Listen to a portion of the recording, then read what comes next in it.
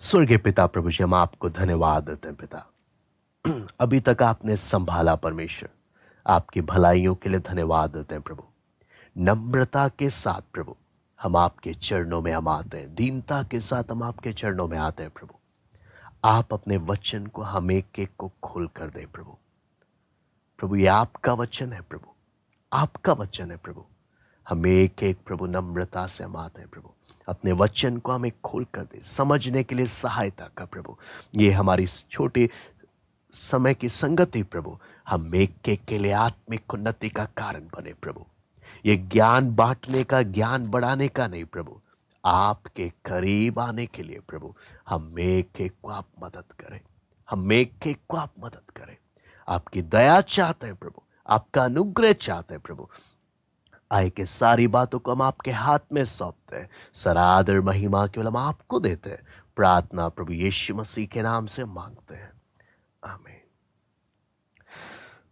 मैं परमेश्वर का धन्यवाद देता हूं, प्रभु ने हमें के को एक बार फिर इकट्ठा होने का एक मौका दिया। हम लोग जब वचन सीख रहे हैं तो फिलिप्पी पहला, दूसरा, तीसरा हमने देखा, और पहला, दूसरा, तीसरा अध्याय जब हमने देखा है, हम कब इस गलत फहमी में नहीं रहना कि हमने पूरा पढ़ लिया, पूरा सीख लिया। ये सिर्फ हमने एक एक झलक देखा है। ना जाने कितनी गहराइयां हैं एक एक आयतों में, कितनी गहराइयां। लेकिन फिर भी कम से कम एक ऊपर ऊपर से हम झलक देखते हुए जा रहे हैं परमेश्वर के वचन से। क्यों झलक देखते जा रहे हैं? कम से कम परमेश्वर ने जब पूरा 66 पुस्तक हमें दिया है, कम से कम एक बार तो झलक लेते हुए जाएं, ताकि हम लोग समझें कि कितना खजाना, कितने कीमती खजाने परमेश्वर के वचन में है। अगर हम सीधे मन से, सच्चे मन से परमेश्वर के चरणों में आए, ना जाने कितने खजाने परमेश्वर हमें दे सकता है। सारी बातें हम सीखने भी बैठे हैं, परमेश्वर का अनुग्रह चाहिए, परमेश्वर का अनुग्रह चाहिए। मैं जहां तक विश्वास करता हूं, परमेश्वर का अनुग्रह चाहिए ताकि हम वचन को समझें। परमेश्वर का अनुग्रह चाहिए ताकि वचन हमें खुलकर मिले। क्योंकि परमेश्वर के अनुग्रह के बिना, अगर परमेश्वर का अनुग्रह नहीं है, आप आ भी जाएंगे क्लास में, कोई बेनिफिट नहीं होगा, कोई लाभ नहीं होगा। लाभ तभी होगा अगर परमेश्वर दया करे हम एक एक को वचन को समझने के लिए, ताकि हम एक एक की आत्मिक उन्नति हो। फिलिपियों चौथा अध्याय जब हम यहाँ पर शुरू कर रहे हैं, तो यहाँ पर एक मुख्य विषय है, आपको चिंता नहीं करना। You don't have to worry. आपको मालूम है, चिंता हम एक एक को बहुत आती है, चाहे छोटे हों चाहे बड़े हों, सबके जीवन में बहुत चिंता है, बहुत चिंता है, बहुत सारी बातों की चिंता है।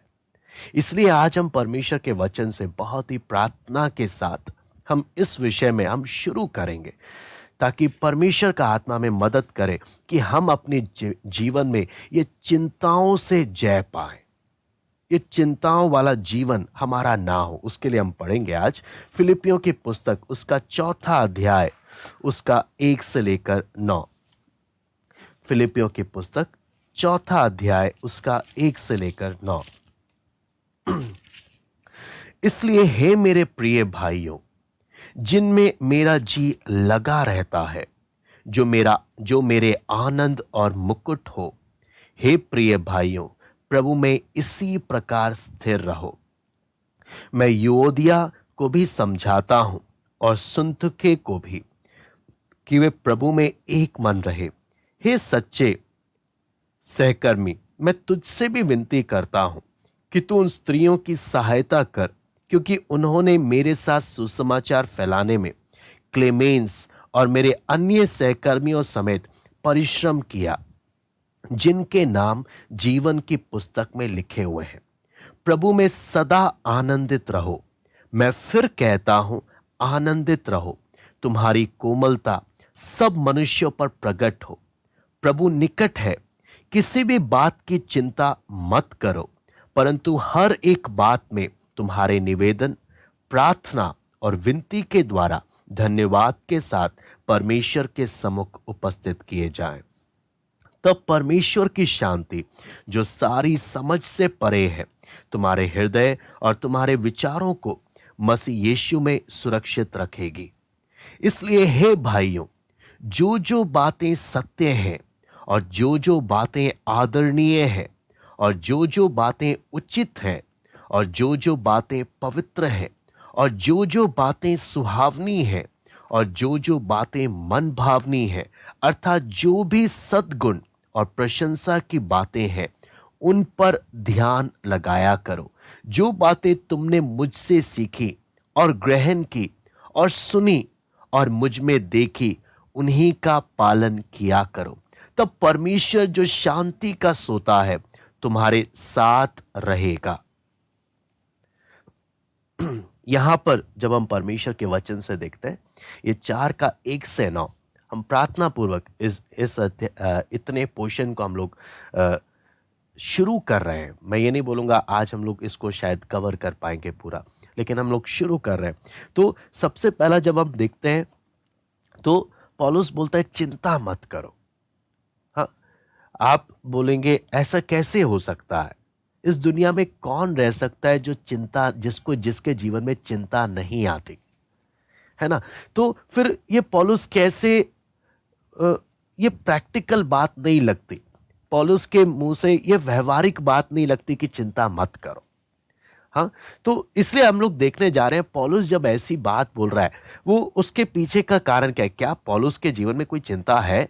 अगर आप पौलुस के जीवन में देखोगे तो सबसे अच्छा बहाना चिंता का पौलुस खुद बोल सकता है कि मेरे पास है चिंता करने को बहुत कुछ। अगर आप पौलुस को देखोगे तो उस कलीसिया में, फिलिपियों की कलीसिया में, जो प्रभु ने पौलुस को मदद किया फिलिपी की कलीसिया को स्थापित करने के लिए, आप देखेंगे फिलिपी की कलीसिया में 4 अध्याय में जब हम पढ़ते हैं 2 आयत में, वहां पर कलीसिया में फूट हो रहा, कलीसिया में शांति नहीं है। शांति ना होने के कारण पौलुस को चिंता करने का एक कारण है कि कलीसिया में कैसे शांति हो। क्यों? कलीसिया में दो स्त्रियों में क्या हो रहा है? एक मतभेद आ गया, दोनों एक दूसरे से अलग हो गए और कलीसिया भी बट रही है। 2 भागों में कलीसिया बट रही, कलीसिया में राजनीति आ गई, कलीसिया में फूट पड़ गया। तो पौलुस को चिंता करना एक रखवाला होने के नाते एक चिंता का विषय है। फिर भी पौलुस क्या बोलता है? किसी भी बात की चिंता ना करो। पौलुस वो व्यक्ति नहीं जिसके जीवन में कोई चिंता नहीं है। चिंता करने को तो बहुत कुछ है, लेकिन फिर भी क्या बोलता है? एक विश्वासी को चिंता नहीं करना चाहिए, चिंता नहीं करना चाहिए। अगर आप देखोगे, ना सिर्फ इतना, आप अगर यहां पर जब हम परमेश्वर के वचन में देखते हैं कि फिलिपी की कलीसिया में भी 2 दल में फूट हो रहा है, रोम की कलीसिया में भी 2 दल में फूट हो रहा है, रोम की कलीसिया में भी 2 दल बन रहा है अलग अलग, फिलिपी की कलीसिया में भी 2 अलग अलग दल बन रहे हैं। कितना एक चिंता का विषय कि देखो क्या हो रहा है, मैं जेल में आ गया, मैं जाकर उधर, मैं कलीसिया के पास भी नहीं हूं कि जाके इनका लड़ाई झगड़ा बंद कर इन लोगों को मेल मिलाप कराओ। मैं जेल में बंद हूं।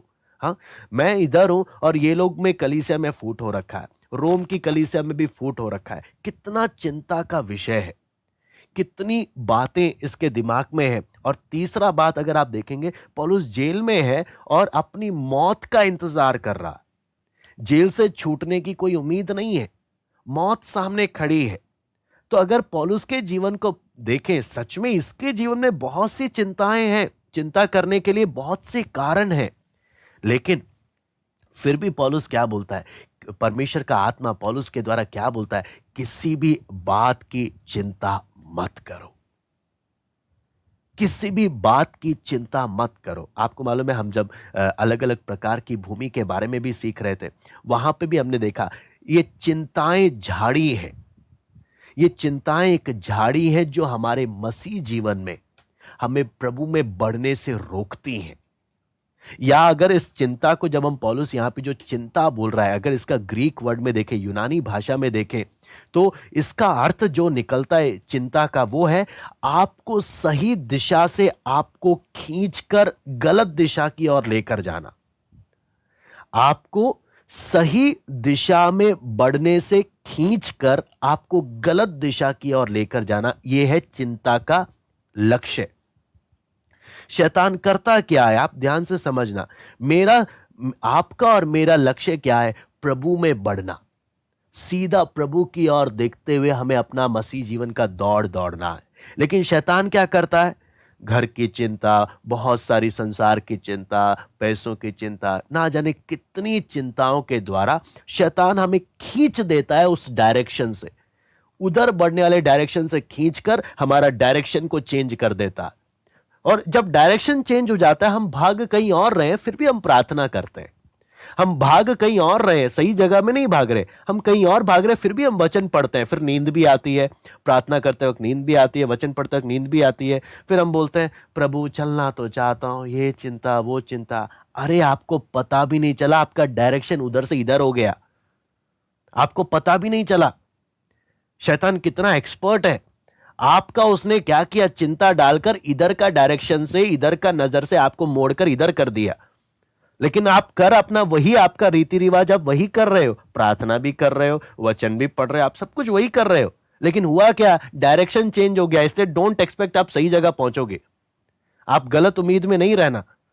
आपको मालूम है, जब आपको प्रार्थना करने का समय भी अगर आपका 5 मिनट कम हो जाता है ना, आपको डर लगना चाहिए, आपको चिंता आ जानी चाहिए कि प्रभु मेरा 5 मिनट का प्रार्थना गड़बड़ हो रही है, प्रभु प्रभु दया कर, प्रभु मुझे माफ कर, मेरा 5 मिनट का प्रार्थना भी प्रभु, जो आपके साथ का जो मेरा स्केड्यूल है, अपॉइंटमेंट है, वो प्रभु खराब हो रहा है।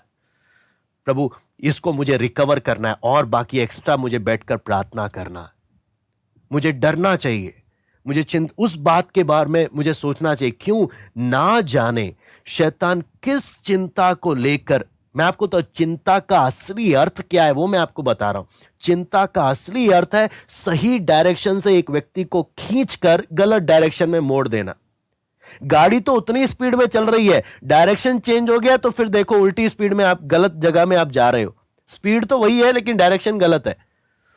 तो ऐसे में क्या होगा, आप सही जगह नहीं पहुंचोगे, गलत जगह पहुंच जाओगे और आपको पता भी नहीं चलेगा आप कब प्रभु से कितने दूर चले गए, कब प्रभु से कितने दूर चले गए।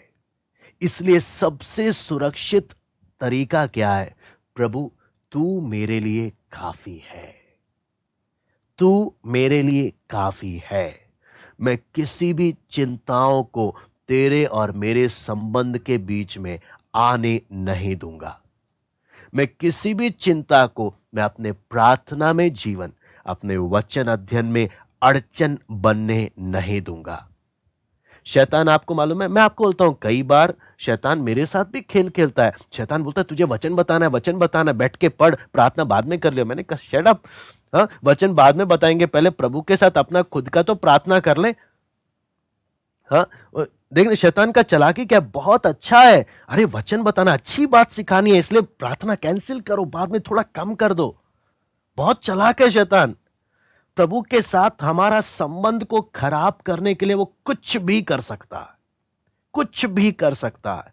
अगर आप और मैं अपने प्रभु के साथ के संबंध के विषय में अलर्ट नहीं है, केयरफुल नहीं है, सीरियस नहीं है, आप सोच भी नहीं सकते शैतान आपको कब भटका देगा, कब भटका देगा। पौलुस के जीवन में भी चिंता करने को बहुत सा कारण है, इसलिए मैं बार बार बोलूंगा चिंता का एकमात्र, चिंता शैतान के हाथ में एक हथियार है।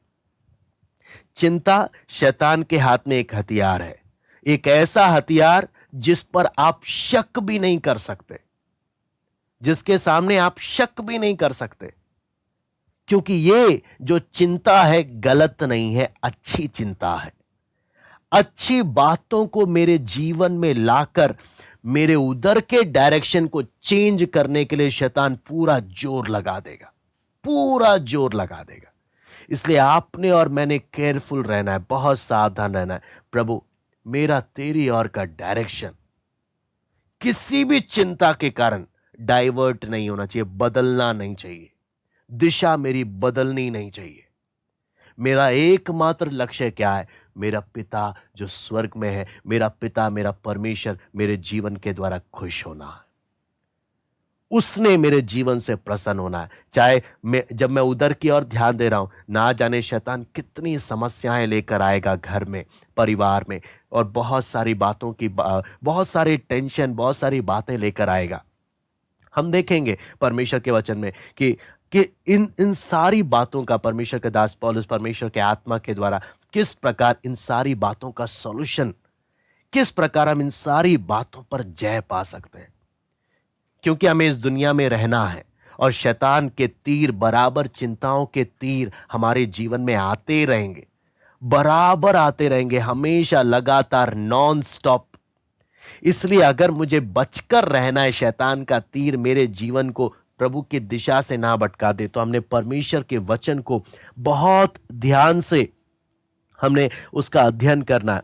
यहां पर आपको मालूम है, चिंता के बहुत सारे, आप अगर किसी डॉक्टर से भी पूछेंगे, चिंताओं का बहुत सारा शारीरिक दुष्प्रभाव भी है। मतलब आप चिंता करेंगे, आपको सर दर्द है, गले में दर्द है, अल्सर हो जाएगा, हाँ, कमर दर्द।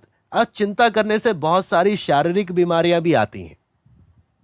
चिंता करने से बहुत सारी शारीरिक बीमारियां भी आती हैं। आपको डाइजेशन प्रॉब्लम हो जाएगा, हाँ, बहुत आपके सोच पर बहुत प्रभाव पड़ता है। डॉक्टर लोगों का ये मानना है चिंता करने से कितना नुकसान शारीरिक रूप से भी होता है। और वहीं अगर आप आत्मिक दृष्टिकोण से अगर आप देखोगे तो चिंता करना क्या है? गलत बातों को सोचना, गलत बातों को अपने जीवन में, भावनाओं में पालकर चलना। किन किन बातों के प्रति? लोगों के प्रति, है ना, लोगों के बारे में आप गलत सोच रहे हैं, परिस्थितियों के बारे में आप गलत सोच रहे हैं, और चीजों के बारे में आप गलत सोच रहे हैं। इसके कारण आत्मिक रूप से भी यह नुकसान है, शारीरिक रूप से भी यह नुकसान है। क्या चीज? चिंता। हाँ, इसलिए हमने समझना, हर एक विश्वासी, हर एक परमेश्वर के लोगों ने समझना कि चिंता जो चीज है, अगर आत्मिक रूप से अगर एक शब्द में अगर निष्कर्ष पे उतरे, चिंता पाप है। चिंता पाप है। अब बोले, अब हमने देखना है कैसे मुझे इस बात पर जय पाना है, कैसे मुझे इन सब से ठीक होना है। क्यों? अगर मैं सही डायरेक्शन से भटक गया, मैं तो गलत रास्ते पर आ गया। इसलिए मुझे बहुत सतर्क रहना कि मैं इन चिंताओं से कैसे जय पाऊं, कैसे मैं प्रभु को भाने वाला जीवन जी सकूं। इसलिए आपको मालूम है, फिलिपियों 4:7 में एक बात पौलुस परमेश्वर के वचन में हम पढ़ते हैं। फिलिपियों 4:7 यहां पे लिखा है, तब परमेश्वर की शांति जो सारी समझ से परे है, तुम्हारे हृदय और तुम्हारे विचारों को मसीह यीशु में सुरक्षित रखेगी। मैं दोबारा से पढ़ता हूं, तब परमेश्वर की शांति जो सारी समझ से परे है, तुम्हारे हृदय और तुम्हारे विचारों को मसीह यीशु में सुरक्षित रखेगी। यहां पर जब हम परमेश्वर के वचन में हम पढ़ते हैं, तो यहां पर क्या है? इन चिंताओं से मुक्त होने का एक ही तरीका है, परमेश्वर की शांति। अगर परमेश्वर का शांति मेरे जीवन में है, यह मेरा शांति नहीं, परमेश्वर का शांति अगर मेरे जीवन में है, तो वचन में लिखा है, परमेश्वर का शांति क्या करेगा? आपके हृदय को और आपके विचारों को, दोनों को सुरक्षित रखेगा। बहुत से लोग बहुत परेशान होते, बोलते हैं मैं विचारों से बहुत स्ट्रगल करता हूं।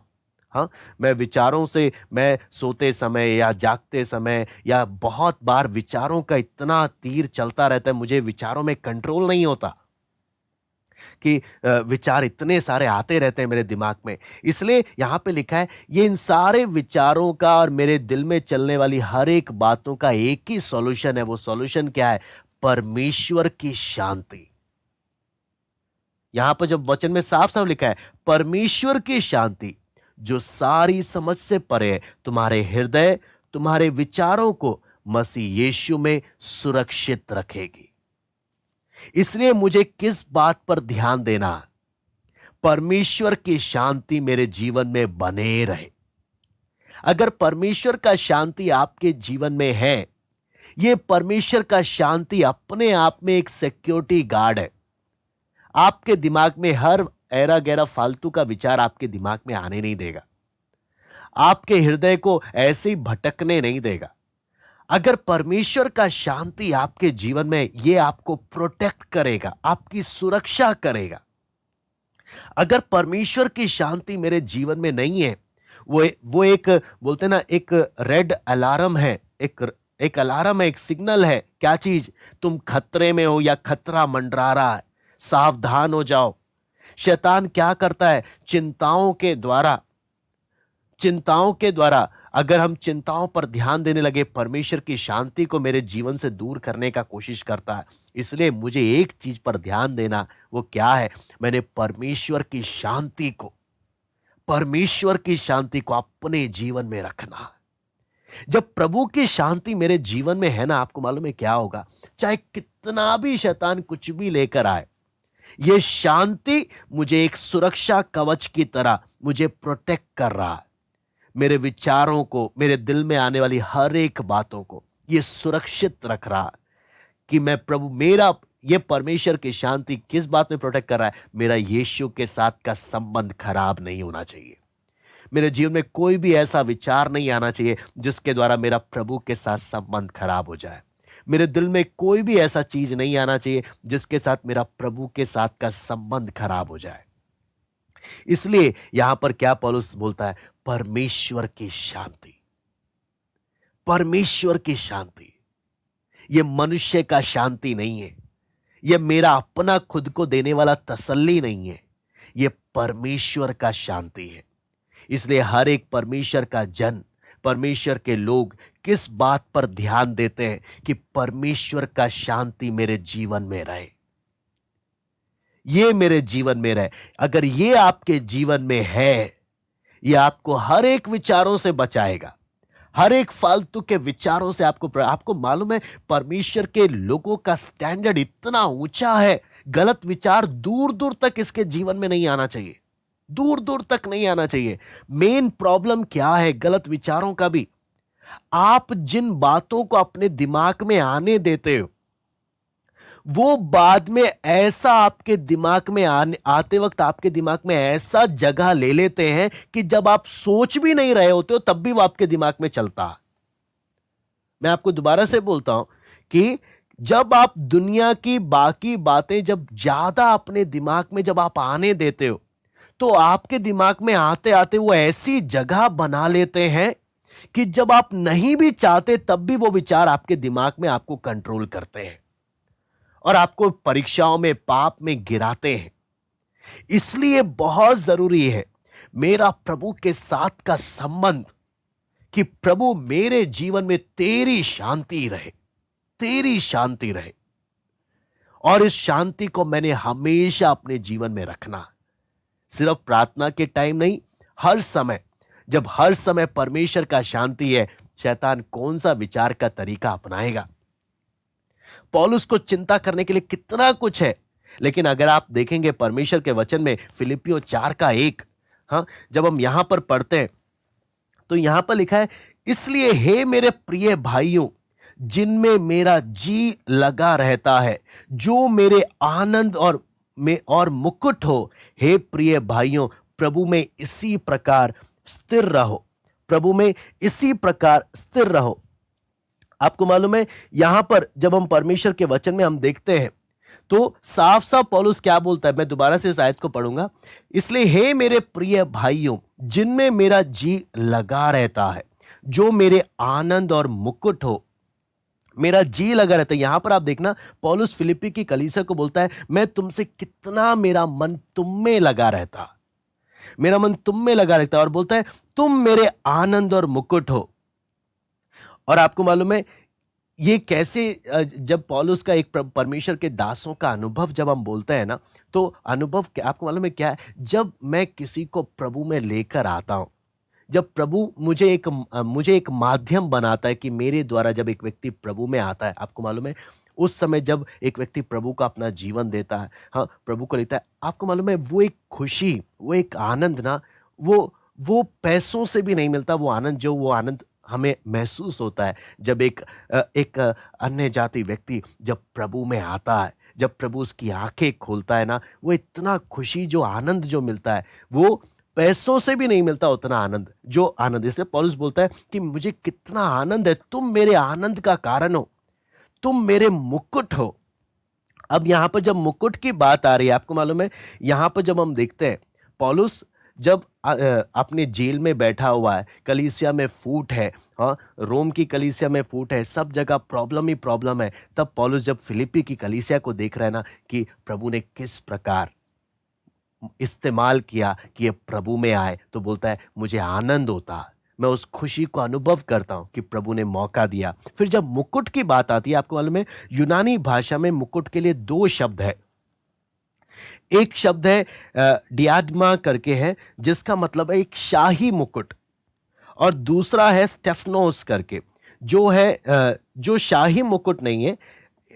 ये क्या होता है, जब मेहमान लोग आते हैं तो जंगली जैतून का, उनके सम्मान के लिए जंगली जैतून का एक मुकुट बनाया जाता है। ये शाही मुकुट नहीं होता, जंगली जैतून का मुकुट होता है। जब उदाहरण के लिए जब कोई लड़ाई जीतकर जब आता है तो उसको वो मुकुट पहनाया जाता है। रोम में भी जब कोई ऑफिसर, कोई अगर सेनापति दूसरे जगह में जाके लड़ाई जब जीत कर आता है तो उसके सम्मान में उसको रथ पर लेकर आते हैं और उसके सर पर मुकुट होता है, और उसके लिए क्या होता है, खूब संगीत वगैरह सब कुछ बजाए जाते हैं, और जो मेहमान आते हैं उनको भी सम्मान देते हुए क्या दिया जाता है, मुकुट पहना जाता है। तो पौलुस क्या बोलता है, तुम मेरे मुकुट हो। हाँ, जब मैं तुम्हें देखता हूं तो मुझे क्या नजर आता है, तुम मेरे आनंद का कारण हो, तुम मेरे मुकुट का कारण हो। हाँ, कितना बड़ा एक खुशी, कितना बड़ा एक आनंद। अपनी चिंताओं के बीच में भी पौलुस चिंताओं को दूर कर कर उसे जो सही डायरेक्शन से खींचने वाली बातों को अपने जीवन से दूर करते हुए पौलुस क्या कर रहा है, कहां पर आनंद है उधर की ओर ध्यान दे रहा है। जो कि आपको मालूम है एक बहुत ही एक सुंदर उदाहरण है। और आपको मालूम है यहां पर एक बात पौलुस बोलता है, प्रभु में इसी प्रकार स्थिर रहो।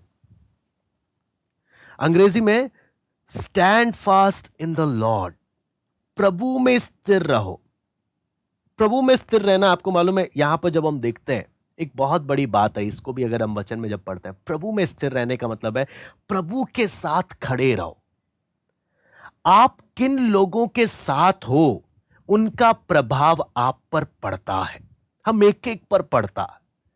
अगर हम गलत लोगों के साथ हैं हम बड़ी जल्दी गलत बातों में आ जाएंगे।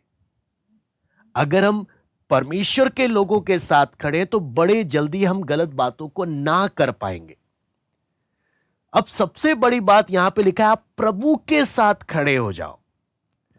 प्रभु के साथ अगर आप खड़े हो तो आपके जीवन में आने वाली हर एक परीक्षा का सामना आप कर सकते हो।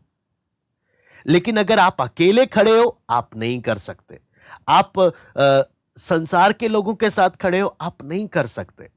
मुझे कोई भी गलत विचार, मुझे कोई भी गलत भावनाएं, मुझे कोई भी गलत अपवित्र जो भी एक परमेश्वर के लोगों को शोभा नहीं देता, अगर कोई भी ऐसा बात से मुझे बचकर रहना तो उसके लिए एक सबसे इंपॉर्टेंट तरीका क्या है, प्रभु में बने रहो या प्रभु में स्थिर रहो या प्रभु के साथ खड़े रहो।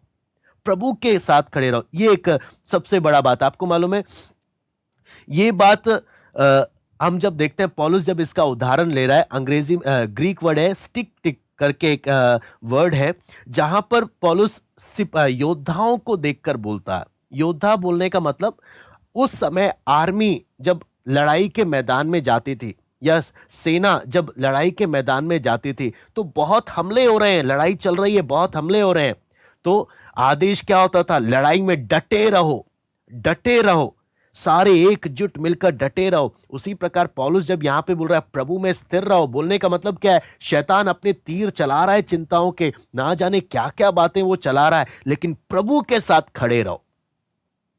एक बात पर ध्यान देना, प्रभु के साथ आप अलग ना हो जाओ।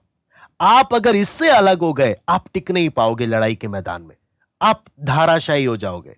शैतान का प्रयास क्या रहेगा, शैतान को मालूम है जब तक आप प्रभु के साथ हो वो आपका कुछ नहीं बिगाड़ सकता।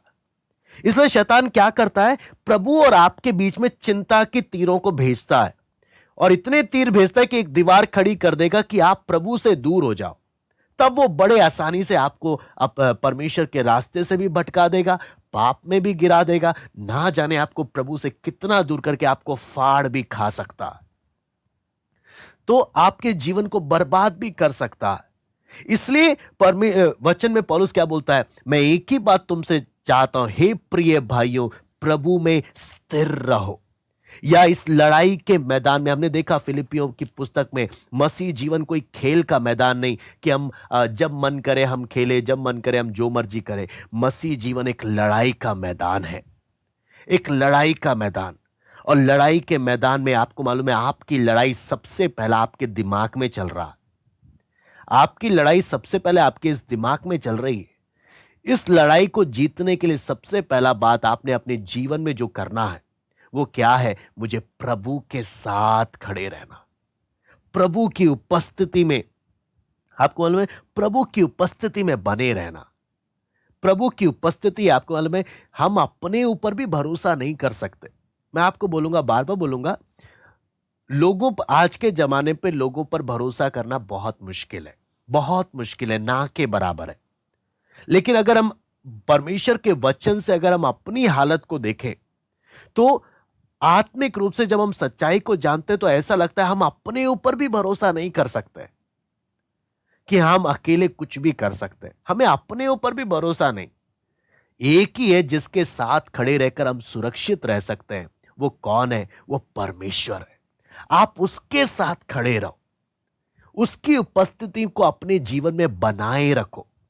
इस बात में पौलुस बोलता है, परमेश्वर की उपस्थिति में चलना, परमेश्वर की उपस्थिति को अपने जीवन में बनाना। कुछ भी ऐसा मत आने दो जो शैतान, जिसके द्वारा परमेश्वर की उपस्थिति को आपसे दूर करे।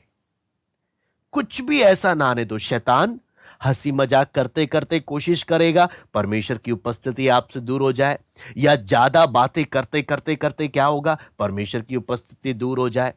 हाँ, हमें एक एक बात में कितना सावधान रहना, एक एक कदम में कितना सावधान रहना। ना मेरी बातचीत के द्वारा, ना मेरे हंसी मजाक, किसी के द्वारा भी, हे प्रभु तेरी उपस्थिति मुझसे दूर नहीं हो।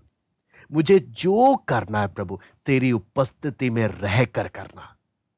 तेरी उपस्थिति में मेरी बातचीत करते वक्त प्रभु मुझे मदद कर कि मैं इस एहसास में रहूं कि तू मेरे साथ है और मेरे मुंह से वही बातें निकले। मैं अकेले भी हूं प्रभु, इस एहसास में रहने दे प्रभु, तू मेरे साथ है। वो समझ मुझे दे। तेरी उपस्थिति को अपने जीवन में क्या बोलते हैं? मेंटेन करने के लिए, बनाए रखने के लिए। सिर्फ प्रार्थना के टाइम तेरी उपस्थिति नहीं, सिर्फ प्रार्थना या वचन के टाइम तेरी उपस्थिति नहीं, मेरे दिन भर में प्रभु तेरी उपस्थिति को बनाए रखने के लिए, मेरी बातचीत, मेरी एक एक कामों में प्रभु तेरी उपस्थिति में चलने के लिए मदद कर। मैं आपको बोलता हूं, अगर एक योद्धा अकेला हो जाएगा वो तो गया काम से। अगर एक योद्धा अकेला हो जाएगा, शैतान आपको अकेले में ढूंढ रहा है कि आप कब अकेले हो, कब आपने सोचा। जैसे हम कल परसों भी हम लोग सीख रहे थे कि आपको मालूम है, दुश्मन कई बार ना नाटक दिखाता है कि मैं हार गया, मैं हार गया, हार गया, और अपने बाकी दूसरे जो उसके दुश्मन है उनको बोलता है आप जश्न मनाओ, मैं हार गया, आप जश्न मनाओ, आप पार्टी करो, मैं हार गया। और जब पार्टी करने जाते हैं तब ये छुपके से ऐसा हमला करते हैं कि सबको धाराशायी कर देते हैं। उसी प्रकार शैतान हमको भी क्या बोलता है? अरे तू तो बहुत आत्मिक बन गया, अब तो पाप तो तेरे जीवन में दूर दूर तक नहीं है, अब तो कोई गलत विचार भी नहीं आता, तू तो बहुत पवित्र बन गया, देख तू कितना धर्मी है। हाँ, शैतान आपको ना ऐसे हवा में चढ़ाएगा, ऐसे गुब्बारे में इतना हवा भरेगा, लोग भी आपको बोलेंगे आप में तो मुझे प्रभु का चेहरा दिखाई दे रहा है, आप तो कितनी आत्मा की, स्वर्ग की बातें मुझे खोलकर बता रहे हो। कृपया बस करो, मुझे स्वर्ग हवा में ज्यादा ना फुलाओ। मुझे पता है मेरा दुश्मन मुझे गलत फहमी देना चाहता है, मुझे एक गलत मिसअंडरस्टैंडिंग देना चाहता है। मुझे किसी का तारीफ नहीं चाहिए। मुझे मालूम है मैं चीज क्या हूं।